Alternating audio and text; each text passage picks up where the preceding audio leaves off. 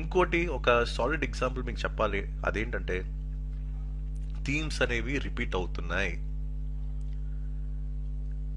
దీనికి best example ఏంటంటే ఈ నగర స్టైల్ ఆఫ్ టెంపుల్ ఆర్కిటెక్చర్.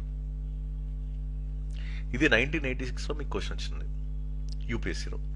అలాగే 2011లో కూడా సిఏపిఎఫ్ ఎగ్జామ్లో ఈ నగర స్టైల్ ఆఫ్ ఆర్కిటెక్చర్ అనేది రావడం జరిగింది.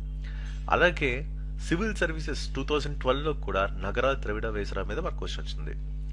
అలాగే యూపీఎస్సీ ఎన్డీఏ 2017లో కూడా మనకి ఈ నగర స్టైల్ ఆఫ్ టెంపుల్ ఆర్కిటెక్చర్ మీద క్వశ్చన్ వచ్చింది. అంటే ఇది ఎంత ఇంపార్టెంటో మీకు అర్థమైంది కదా.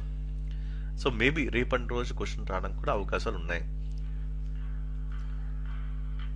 అంటే ఇక్కడ సివిల్ సర్వీస్ అనే కాదు, మనకేంటంటే వేరే ఎగ్జామ్స్ సిఏపిఎఫ్లో అడిగారు, అలాగే ఎన్డీఏ ఎగ్జామ్లో అడిగారు.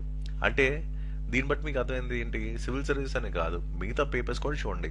సిడిఎస్ కానీ, ఎన్డీఏ కానీ, సిఏపిఎఫ్ కానీ, ఇలాంటి క్వశ్చన్ పేపర్లు కూడా మీరు చూడాలి. అండ్ ఆ క్వశ్చన్ కూడా అబ్జర్వ్ చేయాలి. అండ్ ఆ క్వశ్చన్ కూడా మీరు సాల్వ్ చేయాలి. ఇంకోటి ఏంటంటే రాక్ కట్ హిందూ టెంపుల్స్ అనమాట. సో ఇది కూడా చాలాసార్లు మనకి రిపీట్ అయిన థీమ్. ఫర్ ఎగ్జాంపుల్ 1990లో క్వశ్చన్ వచ్చింది. ఆ తర్వాత 2011లో కూడా మనకి రాక్ కట్ ఆర్కిటెక్చర్ మీద మనకు క్వశ్చన్ వచ్చింది. అలాగే రాక్ కట్ ఆర్కిటెక్చర్ మీద సివిల్ సర్వీసెస్ 2013లో కూడా మనకు క్వశ్చన్ వచ్చింది.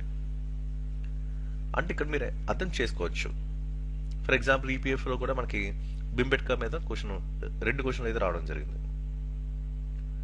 అంటే ఇక్కడ యూపీఎస్సీ అనే థీమ్స్ అనేది రిపీట్ చేస్తుంది కాబట్టి అది వేరే పర్స్పెక్టివ్ క్వశ్చన్ అయితే డిజైన్ చేస్తున్నారు అని అర్థమవుతుంది కదా. అలాగే ఇప్పుడు టెంపుల్ ఆర్కిటెక్చర్ చూసుకోండి. యూపీఎస్సీ 2014 ఎస్సీఆర్ఏ ఎగ్జామ్లు ఇచ్చారు, స్పెషల్ క్లాస్ రైల్వే అప్రెంటిస్ ఎగ్జామ్లు ఇచ్చారు.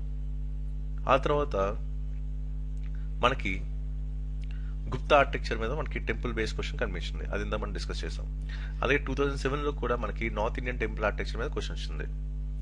అలాగే 2016లో కూడా కంబైన్డ్ డిఫెన్స్ సర్వీస్ ఎగ్జామ్లో కూడా మనకి ఈ టెంపుల్స్ మీద మనకు క్వశ్చన్ అయితే రావడం జరిగింది. సో ఇక్కడ ఈ కైలాసనాథ్ టెంపుల్ అట్ ఎల్లోరా, ఇది కూడా మనకి గ్రూప్ 1 ప్రిలిమ్స్లో ఒకసారి క్వశ్చన్ కింద ఇచ్చారు, 2023 అనుకుంటా. అంటే ఇక్కడ కలెక్షన్స్ అనేది ఎలా ఉన్నాయి అని అర్థం చేసుకుంటున్నారు అనుకుంటాను అయితే.